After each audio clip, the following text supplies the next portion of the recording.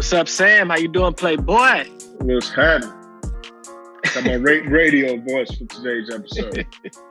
Luckily, he stops that during the podcast, y'all. Don't worry about it. I know you like it, Jordan. He decided to do that as soon as we turned on this recording. He's not serious. I know some of y'all wanted to turn it off. This is the new me.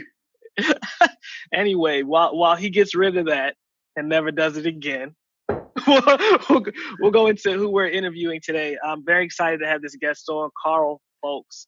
He is an entertainment lawyer. It's the first entertainment lawyer that we've had on here. And it's a very easy, very well-flowing conversation because this is the first time that Sam and I got to ask a lot of questions towards an entertainment lawyer. So he's a young lawyer. He said he was something like 27 or 28 years old. So we get a refreshing perspective on what it's like to be an entertainment lawyer. We get into the different types of lawyers. He kind of goes into different types of models of a lawyer that you can be in the entertainment industry and which one he is. We talk about when you should get a lawyer, which I think a lot of people don't really know because lawyers are obviously very important, but who knows when it actually makes sense to get one. So we talk about that a little bit more. And then, one thing I wanted to shout out is just his personal branding. I'm not sure if you guys have seen Karl on Twitter or on Instagram, but he's kind of approaching personal branding in a new way as an entertainment lawyer. And for those interested in being an entertainment lawyer, I think there's something to learn there. What do you think, Sam?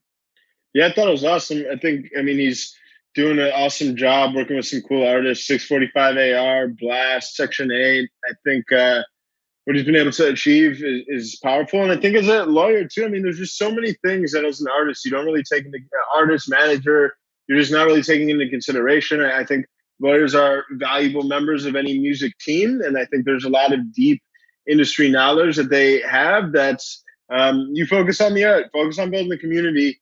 I always say, you kind of want to have people around you that are smarter than you. And I think music business and entertainment lawyers are exactly that. And I think the amount you have to learn to really understand the nitty gritty of all the different legal practices here is expansive.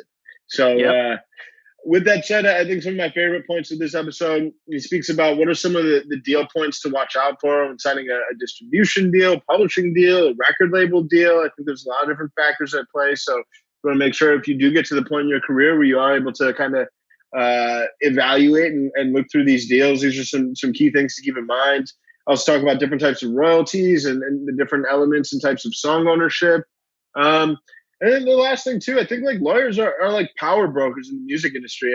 And I don't know if people really realize that as much, but lawyers are connected to different managers, to different labels, to all these different entities. So even though technically they're coming on to help make sure that you're legally well represented and set up well, they are also some of the most well-networked people in the music industry. So if they've got your back, they can open a lot of doors beyond just making sure you're legally protected in a good place. So I think hats off to all entertainment and music business lawyers, and really excited to dive into this episode with Karl.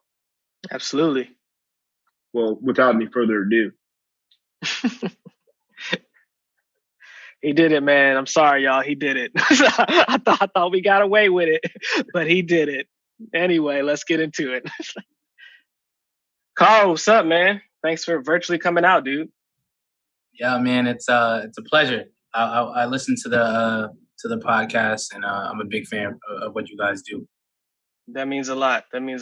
Well, like we said before the podcast, Sam and I are obviously excited to get you on. We haven't had an entertainment lawyer in the space yet, but entertainment lawyers, a lot, in my opinion, can be just as important as who you choose for your manager. So it'll be great to really dive into that with you for sure. So where are you? You based in New York, right? Right outside of New York, Newark, New Jersey, North Jersey. Oh, okay, cool. And just for starters, I guess, how did you kind of get into the music industry? Obviously you have a law degree, but what made being an entertainment lawyer appealing to you? Yeah, I think it kind of was one of those things that kind of came to me naturally. I wanted to do sports. I interned with the Brooklyn Nets, interned with the Knicks while I was an undergrad. Just have a basketball background in general. Interned at a sports agency. So when I initially planned on going to law school, right out, and I was young, right? I graduated undergrad at 21 years old, and I went straight through. So I was able to my law degree at 23 years old. So, at that same time, I was also partying in New York City, hanging out with a lot of kids who, ended up becoming A&Rs or, photographers. I know you guys know like Will and Jordy and people like that. Mm-hmm. I kind of was just hanging out with them on the scene, and at that time I started planting my seeds. Like, yo, I'm the lawyer. Like, I'm going to law school. I'm at where I was in law school, and I'm the lawyer. So I just started planting that seed early. Right into the right ears. Awesome. And you own the firm. You started and own the firm that you work for, right? Yes. I left Bloomberg. I was doing corporate law at Bloomberg, and I was sort of transitioning. I was doing what a lot of people do, I think, in our generation, which is, have one foot in one door and another foot in another door. But things started picking up, and I felt the time was right for me to sort of strike. Awesome. Yep. Awesome. And Bloomberg is great to pivot from too. I'm sure you learned a lot being at Bloomberg. Yeah, we got Bloomberg corporate law to music law. Yeah. I'm sure that's been a complete change of pace. Yep. Right. That's fun, man. So when it comes to, music law, what's interesting, it often seems too, like a lot of people, I think in Donald Passman's book, have you read Everything to Know About the Music Business? I haven't read this one. I don't have any sort of like fight against that book. I just think it's so general. I think it's like way too like too For like sure. No, and that book is long as hell. So like it's hard to get through cover to cover on that book. It's great because it's almost like a high level, per your point, like general encyclopedia based on what you want to right. read. One of the really interesting points in that book that he makes, because as he is a music lawyer, he raises that like music lawyers are often like the behind the scenes power brokers in the music industry. A lot of times like artists are even getting introduced to managers or record labels or business managers through their lawyers. So I think it's really interesting to see. And I think commend you too, because I think a lot of times the music lawyers, entertainment lawyers don't necessarily get as much outward facing respect as they deserve. Right. No, I couldn't agree more. I think that's why I sort of, I just kind of wanted to own that in sort of the next generation. I'm 27 years old, right? So it's like the Donald Passmans of the universe are sort of the last generation of music lawyers. Streaming came about, sort of ripped through history of the music business, really just sort of altered and changed the direction of what music law was going to be and what the music business was going to look like. So I think for me, I always had this idea of sort of shaping what the new age music entertainment attorney was going to look like. Yeah, no, that's awesome. So when it comes to, obviously there's like music law and you get to a point where you're an artist and all right, so now it's time to go to level up and not just put my music up on SoundCloud and like upload it through DistroKid to DSPs. What are the most common sorts of agreements and contracts and kind of ways in which you're helping ensure that your clients and artists are covered well? I know there's a lot of, what are the most common agreements and points you're focused on? Yeah, I think especially in that in-between space, like you sort of mentioned, I think there's a difference, right? I think you have something going viral, pretty much, if I get involved or another attorney gets involved, it's because the big boys are calling. You have a viral, all of a sudden all the A&Rs are sort of, reaching out, poking at you. You naturally probably have that inclination that, you want to go out there and get an entertainment attorney. But I think before then, there's that moment where you might be generating some interest, maybe locally, maybe parts of the game sort of like your package or understand what you're doing. And then sort of maybe distribution agreements might come, upstreaming agreements. By upstreaming, I mean, maybe they are a smaller company that puts music up or like a small indie label. And maybe they say, you know what, this agreement is in place for us to use our skill set to get you to a major label. I think I see that a lot. That's why I use the word upstreaming. You upstream it up to the major label. But I think the distribution agreement and like the upstreaming agreements are probably the first agreements you're going to see unless you sort of generated that major label attention. These days, y'all know what that is. That's virality. Yeah, right. That's awesome. So when it comes to like upstreaming agreements or signing like a deal with a distribution partner, because I think we'd love to really just try and make this as tactical as possible for our listeners that are either emerging or established managers but might not necessarily be as familiar. So I think love to really just kind of break apart a lot of the most common types of agreements and that are being made. So starting there with like upstreaming and signing with like a distribution deal, like what are some of the most important like deal points and factors to keep in mind and keep an eye out for? Yeah, I mean, in terms of the upstreaming agreement, I feel like they're not the same as a production deal. I don't know if you ever heard of if you guys have heard of a production deal. The infamous, I'd say, production deal for sure. Upstreaming deals are a little bit like production deals in a sense where, in a perfect world, I would always tell my client never to do that. Like, why would you do that? You can just cut out the middleman and sign directly to a label. Just keep building. You might not have the resources you feel, but I think with the internet generation and the way that a lot of these kids are going viral before there's any sort of corporate dollar in their pocket, sort of shows you once again, maybe there is no need for a middleman, but maybe you do find or want a partner in that in between space to help you get to that next level. You want to limit how long you guys are like. Look, if I haven't signed with a major in 12 in a year, I should be able to move free from this contract or whatever it is. It should be based on a certain time period, and it should give both parties an incentive to work hard. So I think that's the key in the upstreaming deal, just sort of like making sure that it's, one, there is some sort of budget and marketing fund, because usually it's a lack of funds that Mhm. that.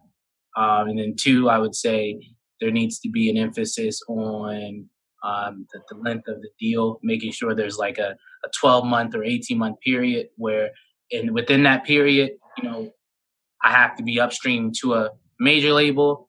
Yeah, and I would say those are probably the most important points. Yeah. Yeah, makes a lot of sense. When it comes to I mean, I know everybody, and I'm sure one of the most common things, and I think record label deals too. So now you are at the stage where you're at in your career and you want to sign with a potentially a record label. Fortunate enough to be at that stage in your career where there's some interest. Like in that same vein too, like what are some of the most common like deal points that you're really paying attention to, just to make sure that like you're helping set an artist up for long term success and revenue, and not necessarily getting exploited, as we know lots of artists tend to do. Yeah. I think historically there's always been like the massive option periods with 4 or 5 different albums, right? How many Right. artists we know get to 5 major label albums? And a lot of times, the way these recording contracts are written, um, there's no flexibility in the album. It has to be an album, so they can kind of deem that, oh, that was a mixtape. That was just a project. It doesn't really count. So you're trying to make sure you're putting caveats in there that um, like a full length release is a full length release. Just so you could work through that deal. I think you just want to make sure you're working through that deal and they're not holding up the music. Um, and then obviously it's the front end money. You know, there's a lot of different opinions on that, like how big your advance would be. I think I'm a little bit old school in that sense, where I think if you're signing to a label, uh, I'd probably sign for as much money as possible. Um, it's a rare moment in your life where you can get that sort of heavy life changing income that could sort of just set you up. And then, but the only problem with that right now is I would say COVID has made me sort of rethink that position um, because a lot of artists took that big advance, and when you take that big advance, you're not really going to get any royalty checks for a while unless you recoup. And how many artists are recouping? Not many. More are, I would say in the past year or so, but not many. And then all of a sudden, your touring got cut, and all of a sudden, your merch money probably got sliced. So if you're not getting money off your royalties, and you're not getting money from shows, and you're barely getting money from merch, where are you getting your money? Especially since most artists probably run through that advance a little bit. So I think it's definitely making me reevaluate, how to structure the next batch of deals. Yeah, I mean, with that said, too, I mean, it's interesting. Like, and some people say too, it's like maybe getting the big advance is not necessarily going to be in your best long term interests because you're getting less of a stake on the long term upside in royalties in exchange for a bigger advance. It makes it a little bit. You're not necessarily like betting on yourself as much. Yeah, but then you also, at that point, I'm also just like, then why are you even partnering with what I deem to be a bank in 2020? Because I think I was, as I sort of was alluding to earlier, a lot of the virality, and a lot of the moments that sort of create or launch artist careers are before a label even gets involved. Whether it be, Arizona Zervos, an example. There's a bunch. It's almost like every single, artist, who seems to get signed now already has a viral hit before they get signed. And interesting because there, back in the day, there used to be, I'm sure I sound like a 60-year-old man, but back in the day, A&Ring was a concept where you signed someone off talent, and the buzz wasn't there before you signed. And there was going to be a lot more money in development and other stuff put in. Now it's like you're almost getting a finished, well, not a finished product necessarily, but you're getting someone who has already maybe established a fan base or has a moment going that's that might allow them to tour even right now. And then someone's coming in and offering a prehistoric deal. So part of me feels like if you're going to play in that space, you got to know what it comes with. But begging major labels is to change a system. I think you got to know how to play a game if you're going to play that game and go that direction. Right. Speaking of obviously labels, finding artists and kind of what the A&R process is like, what do you think the A&R discovery process is for an entertainment lawyer? So for our audience who may want to look for an entertainment lawyer, what are some things that you look for in artists that you feel like you want to represent? Man, it's funny. There's a guy I work with now. His name is Blast. He's based in LA. Oh, I know Blast. I actually just found him maybe like a couple months ago, and I just been like digging into his discography. So nice. So super talented, man. But literally a year ago, maybe a year and some change, it was in my release radar, or it just came up some random. And I just listened. I was like, "What the hell is this? Like, who's on that?" I did the same thing. That's so funny. That's literally what happened to me too. Yeah. I was just like, "Yo, the sound is too polished. Like, this is way too much of a finished product." And then you go, and then I find out he's producing most of it.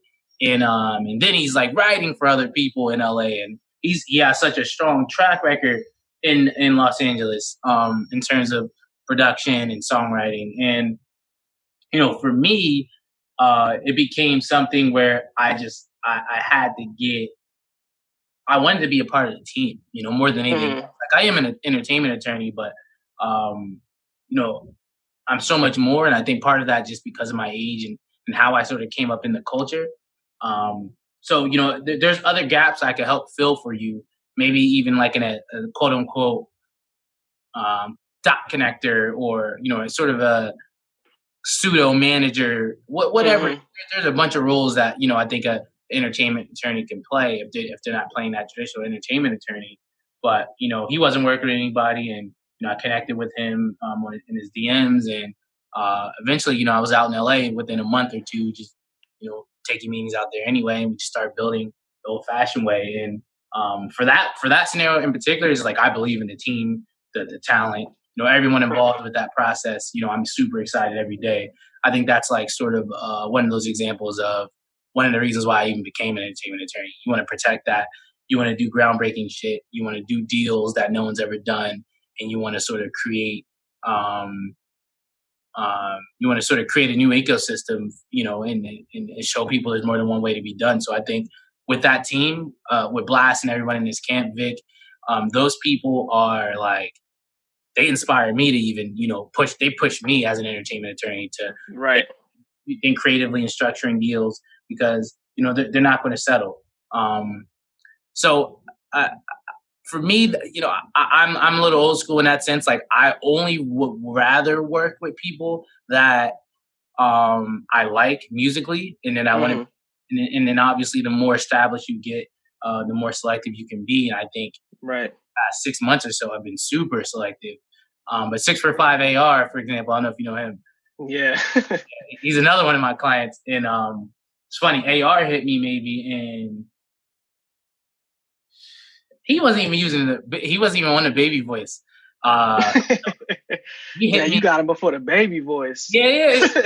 But he had some good people around him, and people that I knew, and whether it be just from connecting through the internet or just he just had some people that I liked in his in his camp, and we just sort of developed that relationship then, and then all of a sudden, baby voice hit, and it became a different ball game. And like I said, for somebody like that, it's like, even though I do like the music and I think it's interesting, I think that one was more of just a personal relationship we built. Kind of hit me at the right time. We connected at the right time, and we were able to sort of all win long term. But I think it's a combination of all things. Like same way you just sort of you're on your release radar, just seeing what's going on with the situation, and then it's also just maybe filling out people in their camp. I think by this time, if you're in the industry, there's a lot of different groups of people that you're close with. And then there's even the people that you just hear and you're like, you might have zero fans. But I think it's that good. I'm going to do what sort of Sam was alluding to earlier. I'm going to like actually facilitate this one and be sort of a point man. And so it happens at all different sort of levels, the A&R process, I would say. Right. You sort of alluded to like non-traditional and traditional senses of entertainment lawyers. And it's funny because I think that being an entertainment lawyer, generally, you can blur the lines of being a lawyer, like you said, being a manager, being a homie, So what do you think of the different types of traditional and non-traditional ways that an entertainment lawyer can work? And which one are you? Which one do you prefer? Or does it change per client? Yeah. Damn, you hit it. I mean, it definitely changes per client, but I would say 85% of the time, if we're locked in, we're locked in. So you might just call me or FaceTime me out during the day, just check in, talk to me about some of the music stuff you have going on because you want to hear my opinion on it. Maybe want me to connect you to another client. That happens often. I'm working with a kid right now. His name is Section 8, and he produced Take a Picture for Lil Baby, and he also did We Paid for Lil Baby. So, he's doing well. Yeah. a lot of my other clients or a lot of my other people in the industry are sort of like hitting me about him left and right. Like, yo, what's going on? Can I get a pack? Or so, I'll even play that. I like to play that. I mean, who wants to push papers all day? But there are some, as I expand my firm, right? I think this year I've been building. I call myself I call the Fowlkes firm a tech firm that happens to specialize in law, because I'm focusing on building out systems, more so I think than many entertainment attorneys have done in the past. Because a lot of people like to flatter themselves and view them just because you're an entertainment attorney, you're smarter than you are. You're not. It's a lot of sort of admin work. It's a lot of repetition, and I think a lot of it, computers and AI and blockchain are better than human beings at doing. So I'm investing that stuff in my firm and practice. So I would just say, in general, I'm definitely non-traditional from the creative role and just how I want to build out my firm. But a lot of other firms operate definitely a little bit more rigidly, I think, in, you're going to sign this engagement letter meaning sort of your lawyer contract, that contract you sign yourself and the lawyer. And once we do that, I'm going to charge you per conversation on an hourly rate, or it can be a percent of the deal. And we're going to keep it pretty much legal. And maybe I'll connect you every now and then, but this one's going to be anytime I have a contract. And you learn a lot of people want that.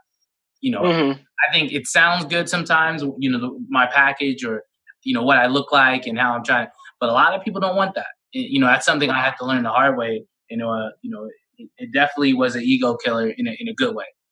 Mm-hmm. Right. So yeah, I mean, that's a lot. I think our audience would definitely kind of learn what role an entertainment lawyer can play. I know, generally in the music industry, like I was saying, it feels like the Wild Wild West in some respect. It's in terms of what entertainment lawyers actually do for their clients. I would say very briefly too, before you even yeah. I think for everyone out there listening, just like, entertainment attorneys are different, and even when you're going into the process of looking for one, I think you should know what you want out of an attorney. And like myself, I don't necessarily want people to play one role. I want someone to have a sort of, obviously, a main focus, but then I'm selling you short if I don't believe you have other things to offer. So that's how I view myself. And sure, my main job will be protecting your intellectual property, negotiating contracts, but you're selling me short by not allowing me to do other stuff. Right. How I feel about that.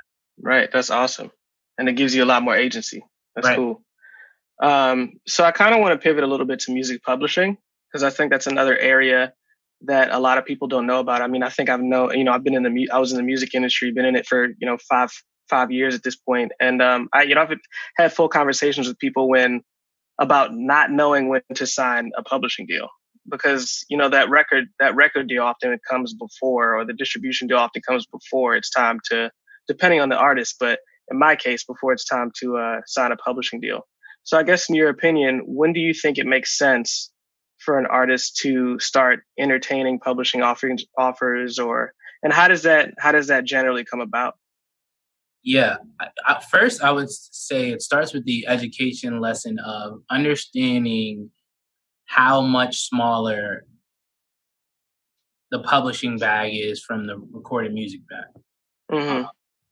I would just give you an example for like Spotify payouts. Like Spotify pays out, say, 57% to the recorded music side. So that's the masters. That's the record label. Or if you're not with a record label, it's a distributor. If you're not with a distributor, it's basically yourself through TuneCore. Mm-hmm. So 57% of a stream kind of goes that direction. Another around 30% stays with the streaming provider. So it'd be Spotify takes to 30.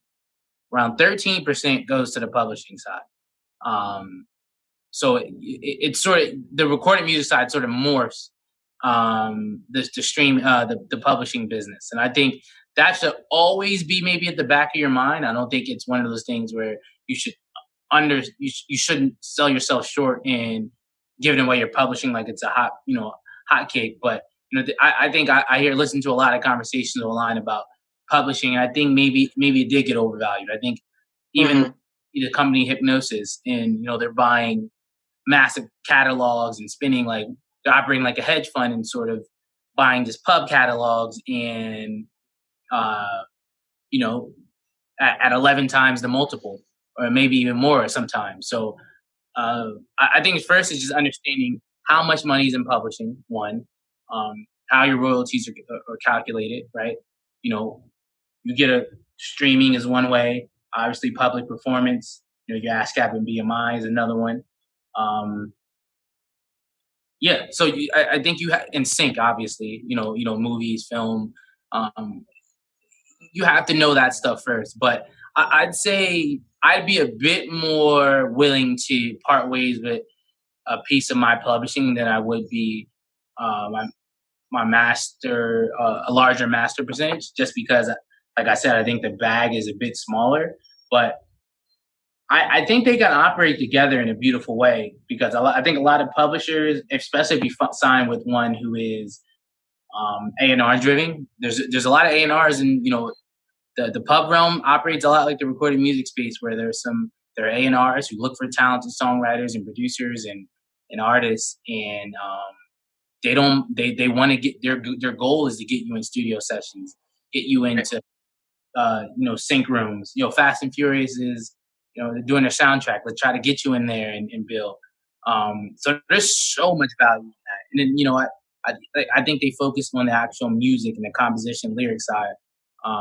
So I think they can operate in a beautiful space, and in say you do a recording deal, it's like, they're going to pretty much focus on, you know, helping your stuff go and, operating in that sort of bigger space. So I think together it could be a good fit.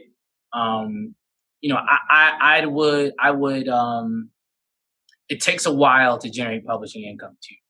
Um, I want everyone listening to understand that too. It's not like even if you have a hit record, it's going to take maybe 8 months, maybe 12 months to sort of start really seeing that money hit your account. So it's a real back end business. Yeah, it's a back end business. Right. Yeah, that makes a lot of sense. Yeah.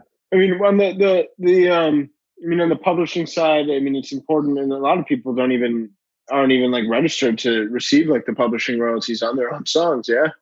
Yeah, not for sure. They're not registered, or the bigger one is usually not getting their mechanical royalties at all. Like a lot of people sort of stop at ASCAP or BMI, but the mechanical royalty is going to be so much more important as we go forward, because it's also a streaming royalty.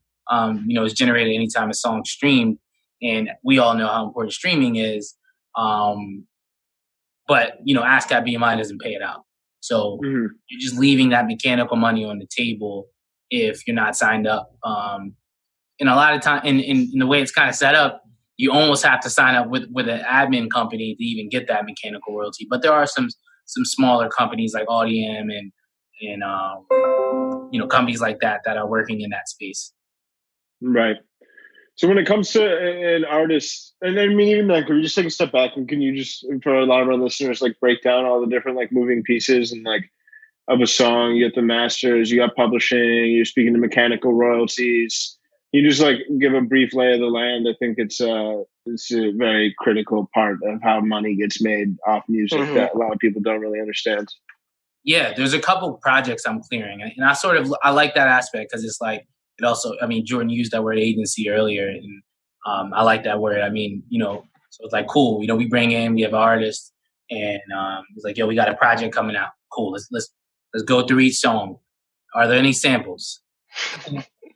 First, if there's any samples, I'm gonna go and figure that out and see if it's even worth moving forward with this song, because a lot of these samples can either they want 60% of the publishing, 80% of the publishing, and they're going to ask for a large fee, or maybe they just might say no.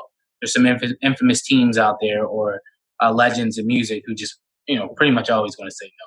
So, do you have a sample? All right, no sample. Who produced the song? All right, you might say you have 2 producers. Now we gotta, go contact their management or the producer in general or their attorneys and get those producer fees sort of figured out. So there's the production of a song, and producers are they generally get in hip hop and R&B. I think it's like that for other stuff too. Obviously my focus is hip hop and R&B. They usually get 50% of the publishing, so it's broken off. If there's 2 producers, it'd be 25-25. If they have equal contributions, could be 3 producers, could be 4. A lot of people are sending loops these days. So 50% of the publishing usually, and then also maybe 3 points, maybe 4 points. If it's a bigger producer, points are just a piece of the royalty that an artist is getting on the master side. So I don't know. I don't want to go too high level, but I also want to make sure everyone gets and understands this. If an artist signs to Columbia Records, or I'll use another. Say an artist signs to one of the big record labels, Universal. They're usually getting 16-18% of the royalty. So if a producer's getting 4 points, that means he's getting 4, or he or she's getting 4 out of the 16. So they're getting 25% of the artist share of the royalty. So that's that. So that's one thing. You're going to figure out how much you're giving the producer. Then it's like the songwriting. Who wrote the song? As you know, a lot of the bigger records, there's 4 or 5 different songwriters. And so now there's a whole nother process of, what's their fee? How much publishing are they going to get on the songwriting side? It all equals up to 100. on the publishing side. So it's Mm-hmm. a lot of artists. If you dig pretty deep, some artists aren't even writing anything. It's pretty easy to find the full publishing splits of a record, and they might not have written a word, and they won't get any publishing. If you don't write the song or you didn't produce the song, you're not gonna get any publishing. Yeah, people don't know that though, because you have to write your real name for those splits. So I'm sure people are looking at it like, who is this person? And it's like Offset or something. Like people. Yeah, you're right, though. You're right. Yeah. So it's production, it's samples first. I think it's you're trying to clear production and songwriting, and I mean, even at the label level, they'll even send it to maybe as a musicologist, like just to make sure at the end of the day, it's not going to be close. Someone doesn't say, no, you copy my song. We've seen these massive cases, Katy Perry, obviously, Robin Thicke song, that you just don't want, even if the producer told you I didn't use anything, and you just want to be super careful that you're not infringing, even if you meant to or you didn't mean to. So that musicologist part is something I'm seeing more and more, especially at the major level. And after that, you're pretty much good to go. You're gonna get those full pub splits, figure out who wrote the song, who contributed, see if there's any samples, and on the master, if there's a featured artist, I think that would be the last caveat. Featured artists can be a pain. I'd say side artist agreements and side artist situations dealing with major label artists could be a lot, because the label has to clear it all the time, and depending on their release schedule, they're just really sticklers in terms of one, even agreeing to it. So you might pay for a feature and the label waiver doesn't get cleared. All right, the label says after you pay for a feature, after you pay for it. Yeah. Dang, that sucks. Paperwork may say, look, it's pending a label waiver. Like, that. Like, you got to clear this with my label first. Like, but I'll do the record. That happens. You got to clear it with the label, if it's a major label artist. So that can get tricky. That can get real tricky, and it can throw off the splits, and it can also throw off the timeline. Right. Yeah. Sounds like what other shicey shit you see people try and pull off. And I mean, maybe even artists aren't even aware of the fact that they need to get it. So I don't want that to seem like I'm pinning that on the artist, because oftentimes too, they're probably not even like aware that they need to get it cleared when somebody hits them up in the DM, like, yo, let me cop that feature. But like that's how I'd be so heated as an artist. Like, just paid for this feature, bro. This song about to go, and then they're like, wait a second. I don't know who the artist was, but I was listening, and they were just like, yeah, send me that feature money. I think it was T Grizzly. It made me spit out whatever I was drinking. Send me that feature money. I'm gonna do it, but I ain't gonna clear it. Like, I couldn't stop laughing, because I was like, yo, that's crazy. That's like, that's a hustle, bro. That's unfortunate. It was funny. Yeah. That's why they gotta hire you, to make sure they don't get caught up in that predicament. But I will say, one thing I also want to make clear is, like, your lawyer is. I think people expect me to make, miracles a lot, and it does become exhausting, because it's like, I'm gonna call trying to, like, pull off the damn near impossible. Maybe once every blue moon you get lucky, but you can't throw so much on your lawyer. You have to be cognizant of scenarios and be realistic. So, but I will say, it gets crazy. Every day it gets crazy. Totally. Yeah. So when it comes for like emerging artists or producers that might not necessarily be signed with a label, you mentioned like the BMI and ASCAP, but like, what do you have to do to properly register a song as an artist or producer if you're not at the point where you have a label taking care of all that stuff for you? If you want to register a song, one, you need all the splits. I think you need to have everyone's full name, everyone's performance right organizations. You think, even if you're not at that major label level, you should be operating at that. I think that's the sort of thing I hear a lot. They're like, oh, I'm not signed to a label, but I think there's even more of an emphasis if you're not signed to a label to get the admin and the back end business done. Mm-hmm. You're probably the one who's going to be doing it. So you just make sure you get everyone's splits, and I would say keep agreements simple. Like, if you don't have the bag for an attorney, or maybe you're working with a manager, but he or she might be inexperienced. Keep the agreement simple. Just get the splits down on the pub side, and if you're giving away a piece of your master royalty, just spell that stuff out and keep it simple. I think too many people try to do funky arrangements early on in their career, or just keep it simple. What are the pub splits? How much is everyone going to get paid? How are you splitting the master royalty? Who owns what? Right. All right, man. Well, I just want to say, thank you for coming out. I must say, Sam and I definitely had to mute ourselves here a little bit in terms of all the things that we wanted to ask, because we could keep you here for hours. But definitely appreciate you, showing your wisdom and to our listeners.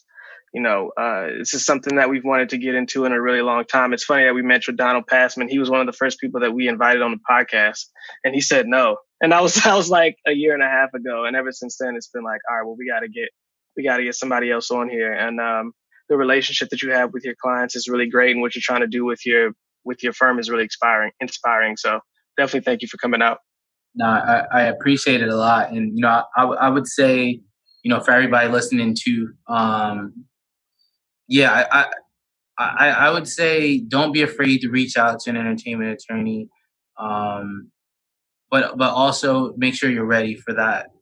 Whether it be understanding how much an entertainment attorney is going to charge, or you can work out a certain fee arrangement. But they can be huge connectors, and I think that don't sell their roles short, because the right entertainment attorney, I think, can sort of help you frame your career. Yeah, absolutely. Right on. Well, all right, man. Well, thank you so much for coming out virtually. We could chop it up after the episode, but hope everything is good with you, your family, everybody during the pandemic and the social unrest. So thank you. No, it's the same to you guys. Thank you, guys. Yeah, man. Super dope episode, man. Super dope. Like I said, it was super great getting an entertainment lawyer on. I think that Karl, in his responses, got straight to the point. Was very tactical with the way that he described things. I think he laid out a path for people to follow, not only as an entertainment lawyer, but also as an artist. And as an artist, he helps you find your way into finding an entertainment lawyer, which I thought was great. I think for every question we asked, I think lawyers can kind of beat around the bush a lot, at least from the ones that I've spoken to. But he was very honest with all of his explanations, which was great. And I think he explained everything, obviously with a youthful spirit. I think being a lawyer and explaining what it's like to be a lawyer can be really dry, but I think we still were able to be entertaining for the audience, and I think he contributed mostly to that, So I thought it was a great episode. What do you think, Sam? Yeah, I thought it was great, man. I thought he was super smart, super knowledgeable, and I think that's just really tactical and valuable advice. If you want to secure the bag, you got to make sure absolutely you got the right legal team, that you're legally set up to secure said bags. So right. I think super valuable, super grateful for having him on as a guest, and also super grateful for all of our patrons. So I think community is really growing, really enjoying the different happy hours we're having, the opportunity that we're getting from the patrons to submit questions, to include in these conversations and interviews. I think it's been really valuable to see that community grow, and really just excited to help everybody in there continue to win and prosper. So if you haven't already, I really do want to encourage you guys to check out our Patreon. Really interesting, cool features designed to really trying to help create a positive impact for you. So you can check that out at musicbusinesspodcast.com/community. That is musicbusinesspodcast.com/community. And without any further ado, y'all, we love you. We'll see you next week.